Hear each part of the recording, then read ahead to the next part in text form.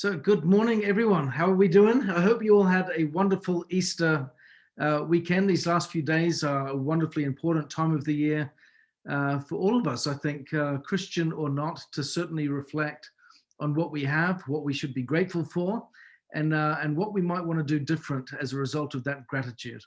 So hopefully this has been a time for some meaningful reflection and some faith-centered introspection. So welcome to today's call. Today, I want to talk about how to make contact or build new connections with others. I've looked at, in preparation for this, I've looked at some of the most recent presentations or classes that I've given. For those of you that don't know, over the last little while, I have been doing the Entrepreneurs Being More calls with Jeff Isom on the Wednesday evening. And we've been covering a whole range of different subjects there, extending invitations, following up, building contact lists, what we present and share, how to help people get started, how to convert people from a prospect into a partner or a consultant or a customer, and so on. And as I've looked at these different subjects, some of which have filtered through into this Tuesday morning call, we've discussed other things as well, such as resolving concerns or dealing with objections and all that type of thing. I wanted to kind of, I guess, come full circle and go back to one of the fundamental starting points. I looked at last week's call when we talked about dealing with objections or concerns, and I asked myself the question, what is one of the biggest concerns that most of us face in the field?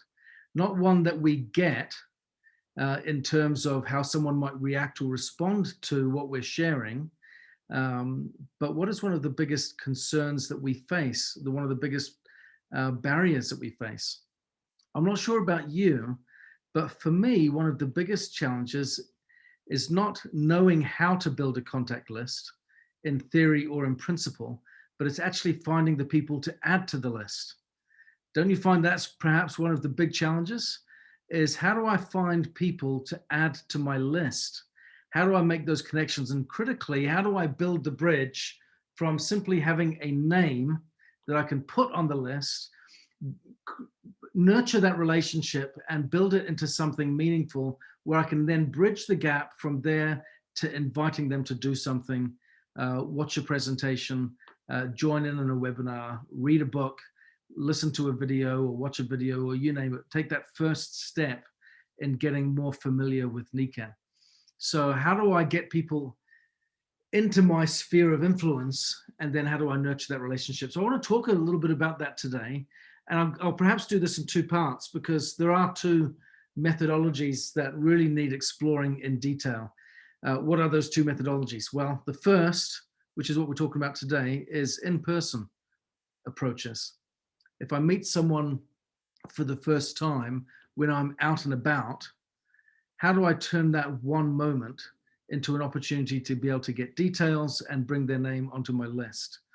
The other approach, which is a whole different subject completely, is how do I do it in an online environment?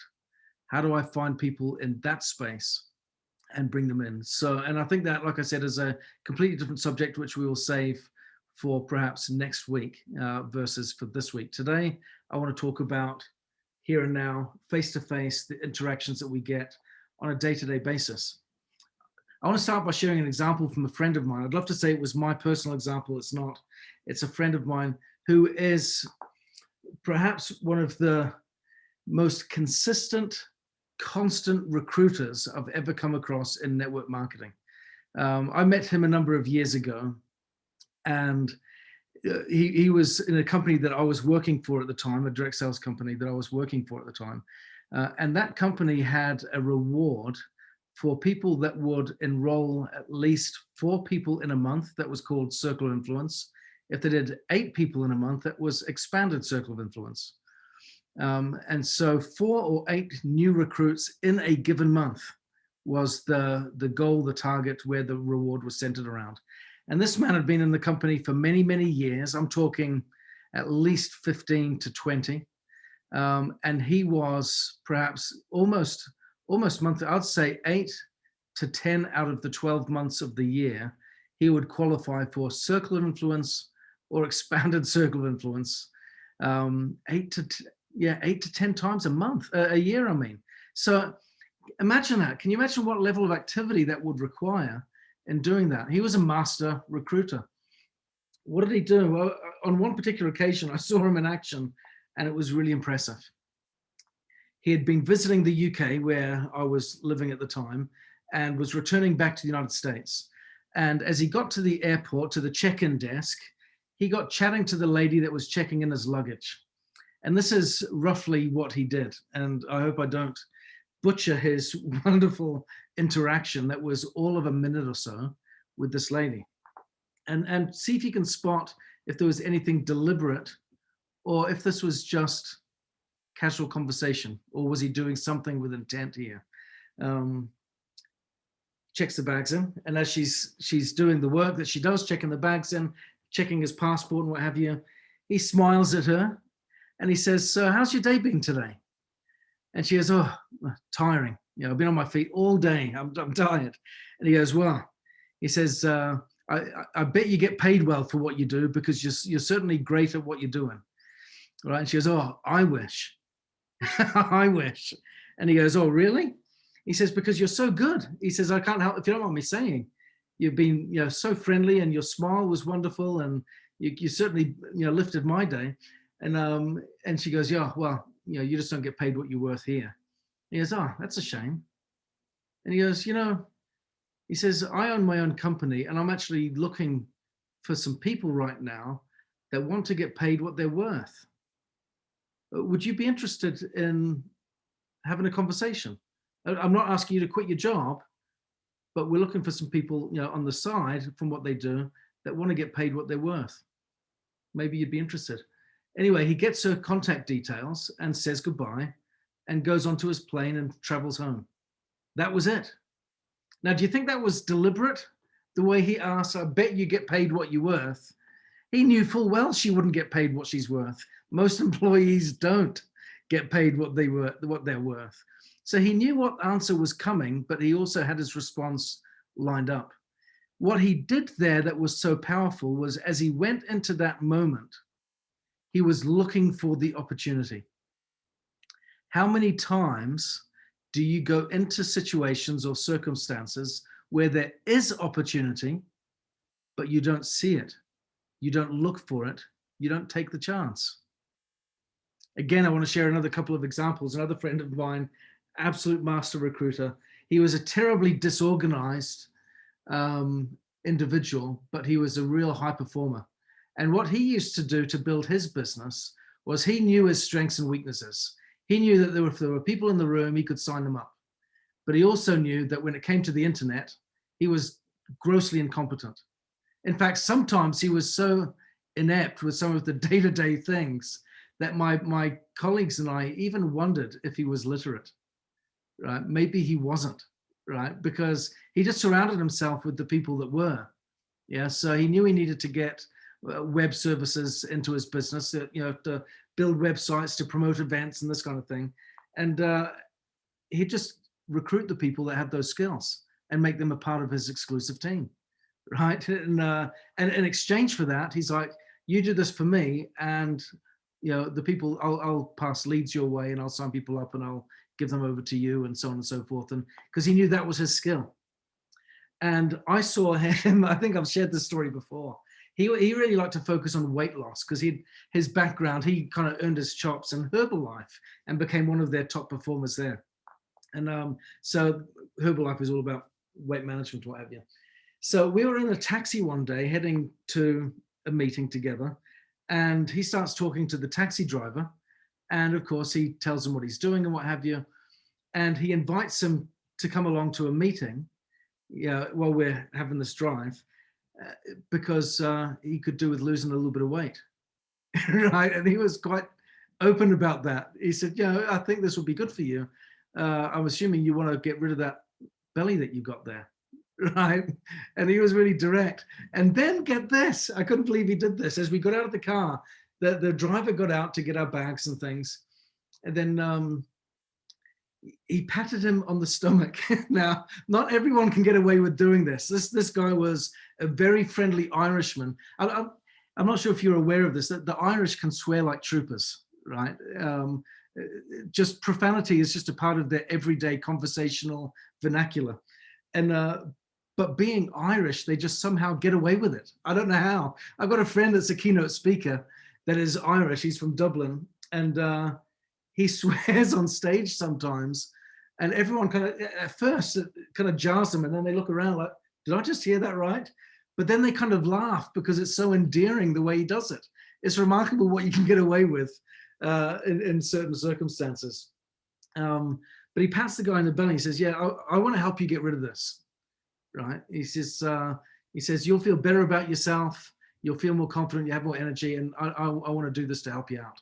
Right? And so he kind of wraps that little pat on the belly up in love and kindness and service. And then he invites him to bring his mother specifically. He said, "Bring your mum along. Does your mum live nearby?" "Yes, bring her too." And the guy's like, "Okay, yeah, I will." So not only did he connect with him, but he immediately targeted a referral. Bring your mum. I asked him afterwards, I said, why did you ask him to bring his mother? And he goes, in his very candid Irish way, not trying to be offensive, just being a straight talker. He goes, "Because most of the time, Ben, in my experience, because he's worked in weight management for many years, he says, in my experience, Ben, most of the time, fat kids have fat parents." He said, "So if he's got a problem with his weight, chances are his mother does too." He said, "So I just made that assumption." And sure enough, he was right. Right? It's just remarkable. So what I want to talk about today, as I share these examples, I've just been impressed over the years when I've seen all of these people that wherever they're at, wherever they are, whatever they're doing, they connect with others. What are some of the things that we can do to connect well with others so that our contact list is perpetually dynamic?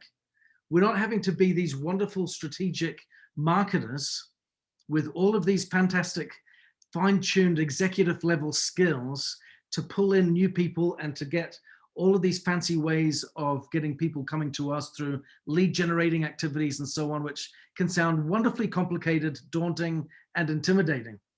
We just need to learn to be observant, to look for the opportunity, and then to open our mouths and say a few right things. So I want to talk about that today, this aspect today, because if we can crack this nut, then all these other things will start to fall into place. So many times, if we can't get this done, if we don't get new people coming in to our list, onto our list, then all the other stuff becomes redundant, doesn't it? I could be excellent at presenting, but if I've got no one to present to, what's the point? I could be great at resolving concerns and managing objections, great at doing the follow-up, great at doing the training, but if I'm not building my list and getting new people in, then it dries up pretty fast, doesn't it? So this is one of the most fundamental skills that we can develop, in getting our business up and going. So Pam Barnes has just said, the just past Indiana University Southeast Chancellor was exactly that. He would swear in his presentations. I would be about often fall off my chair, but he was a lovable Irishman, interesting, who could pat you on the belly and would laugh. He would do all that too. The university loved him and he was really inspiring. Yes, it's interesting, isn't it, what we can get away with when people know that what we're doing is centered in love. I've always said that boldness never becomes overbearing when we are motivated by love, right? So if we can just really learn to love, and as a result of that, show it, I think that'll open up so many doors. So that's certainly what we're talking about this morning. Dale Carnegie said this: you can make more friends in 2 months by becoming interested in other people than you can in 2 years by trying to get other people interested in you. That's interesting, that, isn't it? We can get so much more further ahead in our business simply by being interested in others versus having the private agenda of getting them interested in us. So really, at the end of the day, what are we saying here? There's no getting around it. Personal relationships run the world. They do, don't they? It's all about the relationships we have with one another, our ability to network, to be not just known, know other people, but to have those other people know us. It's often been said, it's not what you know, it's who you know. But that is actually not completely true.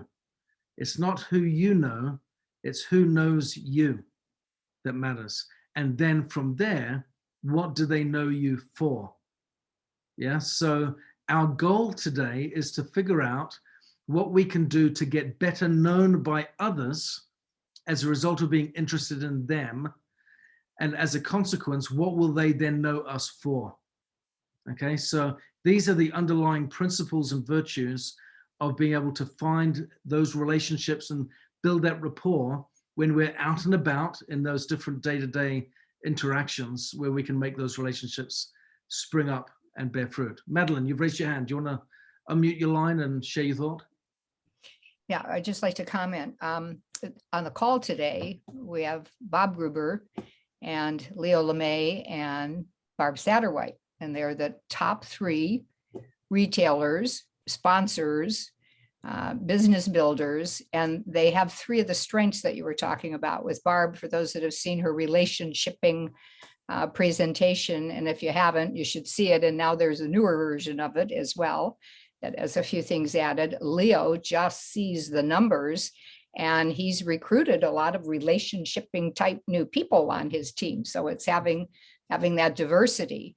Yeah. And then Sue Gruber is the one you'll be coming with the online. She has really excelled and has been, as is Pam Barnes. Pam is the other one that has done that very well with her personality. And so I keep saying we have a couple little mastermind groups. All I want is 2 Sue Grubers on my team and 2 Barb Satterwhites. You know, that, yeah. And so as I'm out scouting now at my age, that's that other point that you made, is to really find those people that have skills complementary to what my skills are. And that's true of everybody else that's here. If you just look at everybody who still shows up and are in the process of being mentored, we're really, I think the beauty of these Zooms is the mentoring of one another and being able to pick up and highlight and edify those. Barbara Richmond is the other one of what she's done. And I really edify her for all of her practicing and getting out there with her videos, Yoko, Jeannie, those that have worked with, and we presented. And the others on here that haven't presented at the Seco Kai and the master classes, it's time for the others to pick up and to be the presenters. That's the way to learn how to go from the back of the room to the front of the room. Yeah, yeah. So yeah, absolutely. Just wanted to have that connecting the dots a little bit, yeah, because no, thank you. Yeah, thank you. And if I get chance, I want to circle back to what you just shared here, because it's reminded me of an interaction I had with a member of my downline in Cancun when we had the Team Kaizen trip in Cancun a few years back. I'm going to put a pin in that and come back to it because I want to cover these other points first, but you've certainly prompted my memory there on that subject. So let's talk about, to this end, what we can do in making these connections with other people and making that count. So the first point is we want to make sure that whatever we're doing when we're interacting with others, that we are being genuine. Only the connections where there is genuine interest and care about the other person, it's only where that genuine interest is there that the connection has any merit or value at all. Wouldn't you agree?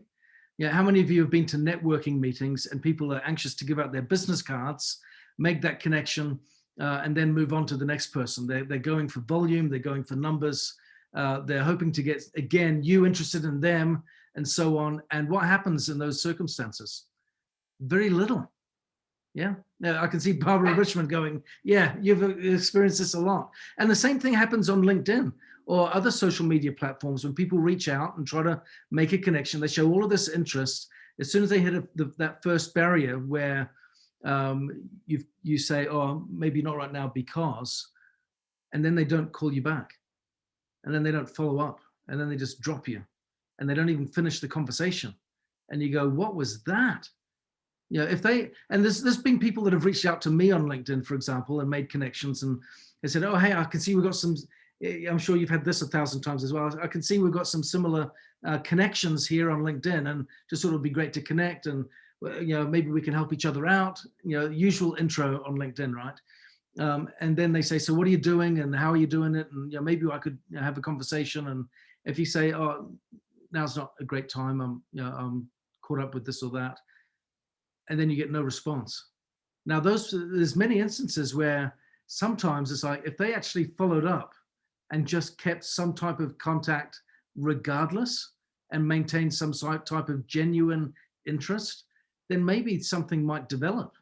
And who knows what the future might hold for either of us in regards to opportunities and expansion. So it really is important that we learn to be genuine, and being genuine means to have that meaningful follow-up and engagement. Provide massive help. Point number 2, provide massive help. One of the best ways that we can build relationships is to serve someone and to do something meaningful for them. Now, one of the challenges that we face, and this one is a lesson that my stepfather taught me when I was a teenager, is one of the challenges that I've come across in networking, in network marketing specifically, is that subconsciously, on a scale of 1 to 10, I might rate myself out of 10. Let's say I rate myself as a 6. Yeah. Typically what happens when it comes to networking is I will reach out and connect with people that I think are 6s or below, because that's where my confidence level is. Yeah. If someone's a 9 in my contact list, they become what we call our chicken list people, don't they? And they sit there on the list and we don't follow up or contact them in a meaningful way for some time or at all. Maybe they just sit there. So we have this subconscious dilemma that goes on. How do we address this? I'll just let me just share this response, and then I'll come to you, Barbara, because I want to acknowledge that I see your hand up. This is an approach that I learned from my stepfather when I was a kid. When I was a kid and I wanted to get a job, I remember having this particular interest in working in the same industry as my older brother. He worked in post-production, doing TV commercials, music videos, and that kind of thing. And it was exciting. I used to go to his work in the holidays and weekends just to watch and learn and so on. And my stepdad taught me this really important lesson. He said, first you go into his office and you learn as much as you can. And you watch and you learn. And when you get a spare moment, if a computer's free, you can jump on it, then you practice and you have a go and you develop your skills. He said, you learn from them, learn from them, learn from them. Then he said, you offer to work for nothing. And I remember going, what? Work for nothing? He's like, absolutely. He says, because then they get to see you in action and they build relationships with you. They start to like you, trust you, believe in you. He says, and something else happens. Because you've done something for nothing for them, they're going to have some degree of obligation to help you out and do something in return, right? He said, so then at the right moment, you ask if you can work with them, right? So he took a 3-pronged approach for being able to approach people that you consider higher on that scale of 1 to 10 than you. Yeah, if you think that you're a 6 and you've got someone on your list or someone that you come across that you get acquainted with that's a 9 or a 10, how do I work with them? How do I get involved with them? How do I build a relationship? First, you reach out and you strive to learn from them. Yeah. And then you seek to serve them. And then you ask to work with them. Yeah. So first learn from them, then serve them, then work with them. And I think if we do it in that order, then regardless of where someone is on that scale of 1 to 10, you've got an inroad in a positive and meaningful way. And within that framework, of course, you look at all the people that they know, because we're networking, and you build relationships with all the people that they know that you know. Yeah. And so you reach out and you make those connections too, because what is a wonderful thing to have happen is when they talk positively about you together behind your back.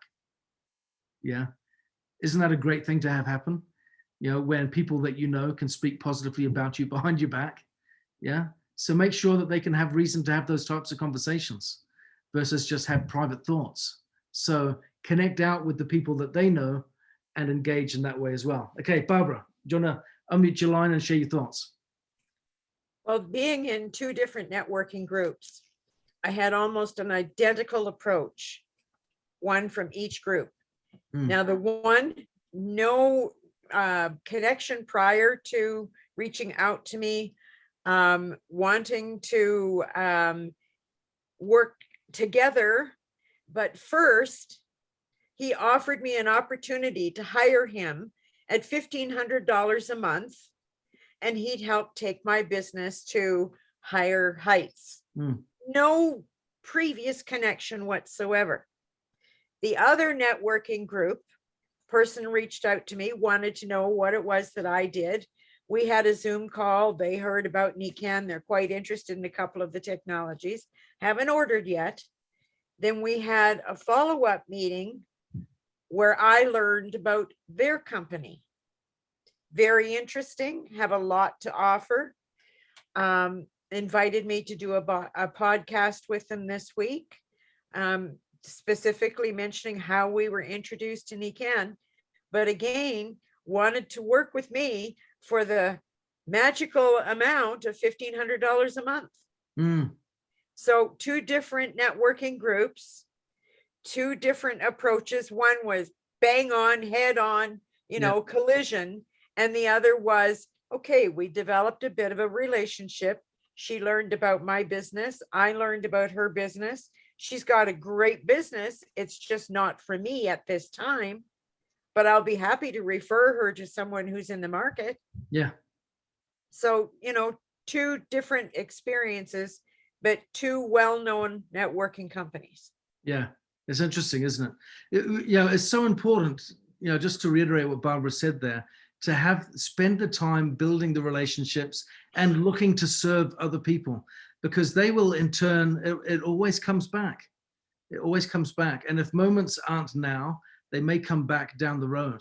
And it's just great to keep in touch with people, maintain those relationships of trust, maintain that relationship of being interested in others. And it really goes a long way. And that really leads us to the next point. I talked about, being genuine, looking for ways where we can provide help or service. And the other one is, moving on from that, paying ridiculous attention to what their needs are. We can't offer meaningful help if we don't know what needs they have. So it's really important that we can be very observant about what is meaningful to that person, what they want in their life, what gaps they have, what problems they're facing, and so on. Again, I worked with a guy that was, I think he's actually one of the wealthiest men in Idaho. He's a multi-billionaire. And I remember chatting with him one day, and he said, there is a question that if I'm ever interviewing someone, if they ever ask me this job, regardless of everything else, if they ask this question in an interview to me, they will always get the job. He says, and that makes you want to sit up and pay attention, doesn't it? This is a multi-billionaire, successful businessman. And he said, if they were to ever ask me in an interview, what are your needs? What is your objective? What is your mission here? And the follow-up question to that, what can I do to help you meet your needs? He said, then they'll always get the job. He says, because really what it's about, it's not about what I can do for them, being really brutal. It's about what they can do for me, right? And in return, I do something for them, right? So keep in mind when you're building these relationships, what is it that I can do for them? What need do they have? What is their mission right now? Or their number one problem that they're facing? How can I serve them? How can I make a difference? What way can I help reduce the discomfort, the pain, the suffering that they're experiencing in their life, and provide some meaningful solutions? So pay careful attention, and do your due diligence. It's so easy to find out what people's needs are in this world with social media. I'm not suggesting we go social media stalking or anything like that, but you can learn a lot by jumping on someone's Facebook page and then just having a quick browse through some of their comments and go, okay, this is an issue.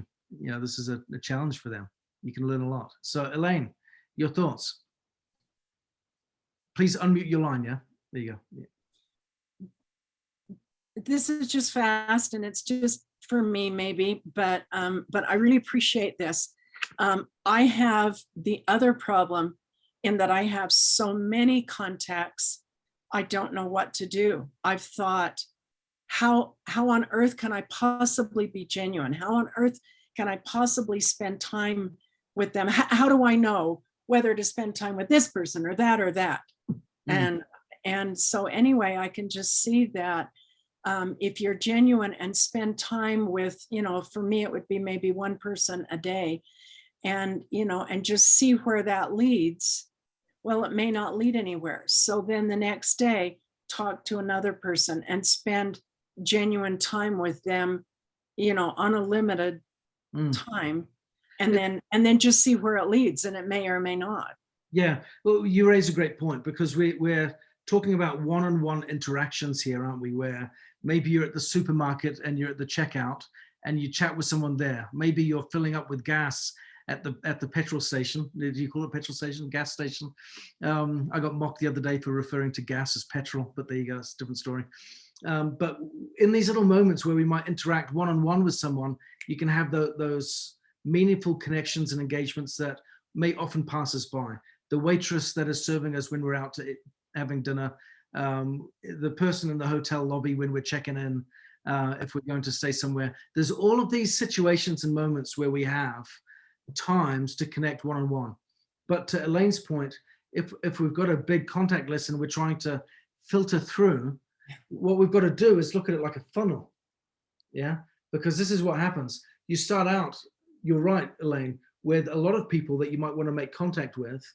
And that's where you start out with a broader brush approach in reaching out and making contact with a lot of people.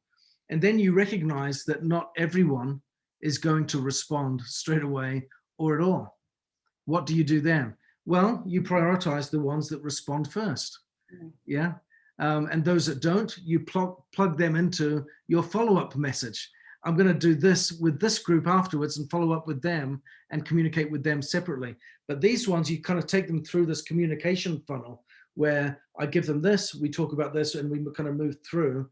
And it's in order to understand, well, how do I contact them? What do I say?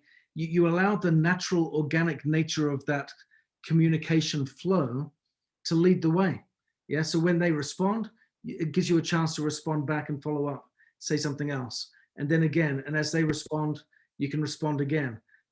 Conversation works because it's give and take, it's reciprocal. If there is no reciprocity, then we have a different dynamic that we're working with. But if they are reciprocating, then that gives us a chance to take them through that funnel to eventually when we get to that place where, we're getting a bit more direct, a bit more specific, a bit more candid about Nikan, for example. I've got over time, but I just want to reference a couple more points in regards to building these connections, and then we'll wrap up. The next one is persistence, which kind of goes on with what Elaine was saying, because sometimes we might leave a message after the beep, so to speak, yeah, drop an email and no one responds, and then what? What do we do then? Well, we follow up. I reached out to someone on Sunday, for example, and they haven't responded. And this is someone that is warm market, not cold market. Now it's like, oh, what's going on here? Why have they not replied? Well, it's my job now to follow up and to give them a couple of days. So I'm not hounding the person, but give a little bit of appropriate space to give them a chance to respond. And then we follow up.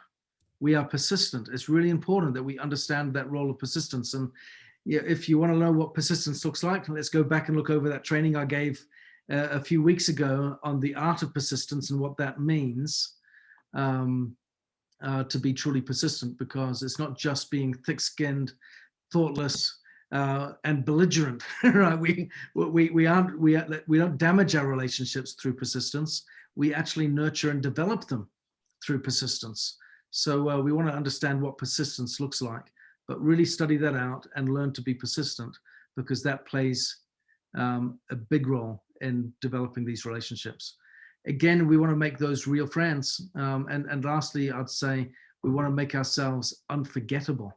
It's so easy in the world we live in now to be forgotten quickly. Barbara Richmond said, oh, maybe they didn't respond because it was Easter. That's probably a very, very good reason. So we don't want to make assumptions by any stretch as to why they may or may not be responding to us. We want to give a bit of time, and then we want to follow up and have that persistence. And we may have caught someone at the wrong or an inconvenient moment, but we want to follow up, make it count. But we want to be memorable and not forgotten, which means we can do little things like if you know someone's birthday, you don't have to necessarily put a birthday card in the post and send it off. You might just send them a private note on WhatsApp or on Messenger. Just say, hey, happy birthday. Really easy to get people's birthdays nowadays because social media often puts it up there for us. So look out in advance. Facebook has a wonderful tool that tells you whose birthdays are coming up. Jump on there and have a look, and then reach out, connect to them in advance and say, hey, I see your birthday's coming up in a few days. That's a whole different emotional reaction to jumping on Facebook when everyone else is and saying happy birthday at the same time.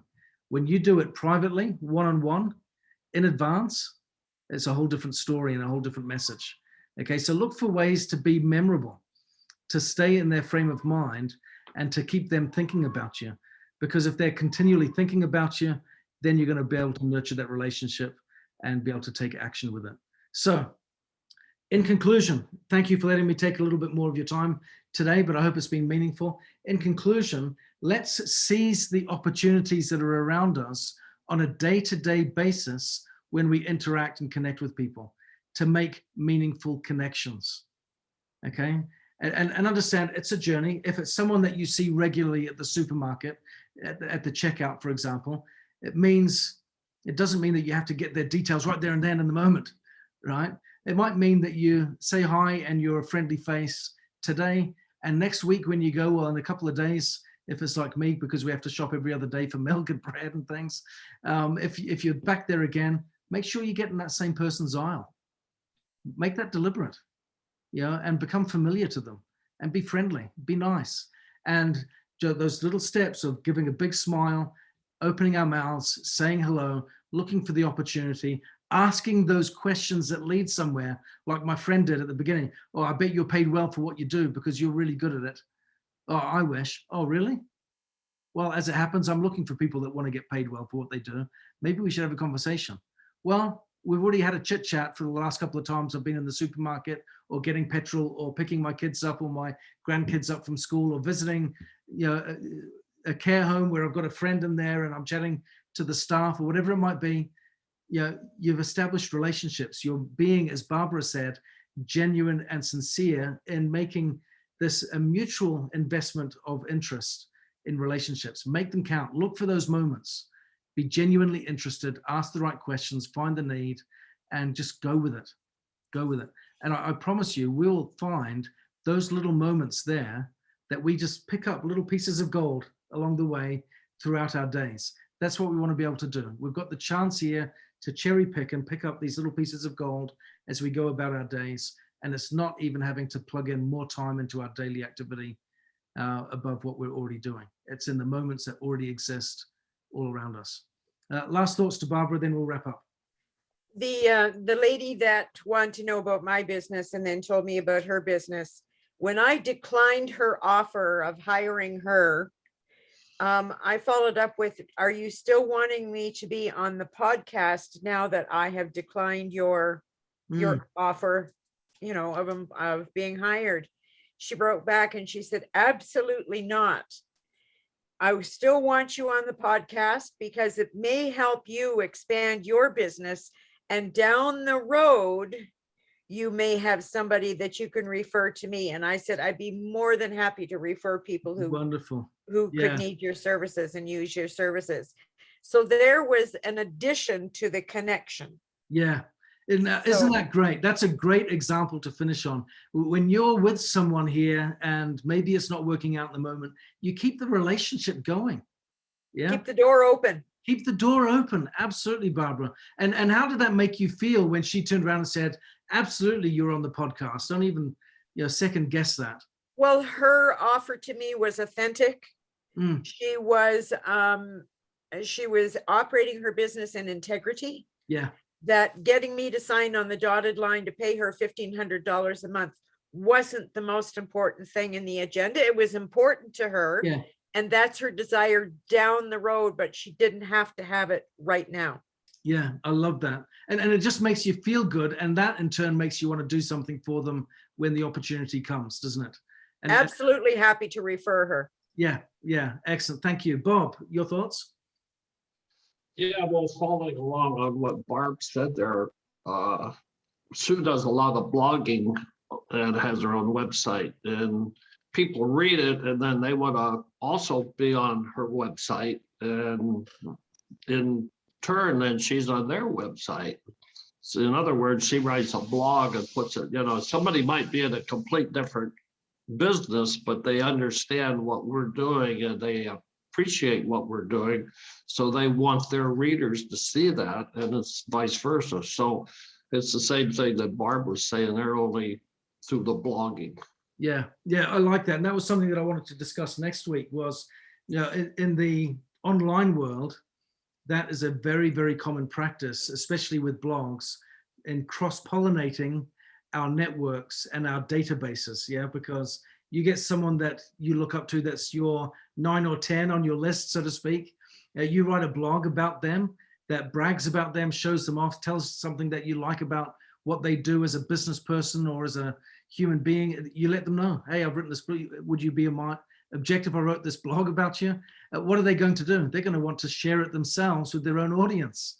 Yeah, and there's great ways here that you can build relationships and connections by, again, cross-pollinating and working together, collaborating in that way. That's a great thing to do. So If we thank you. don't follow up on our chicken list, chances are somebody else in another company may approach that person Yeah. and recruit them. And then we're kicking ourselves in the butt because we didn't have the courage Yeah, to step up and step forward. exactly. It's happened. I think it's happened to all of us at some point or another.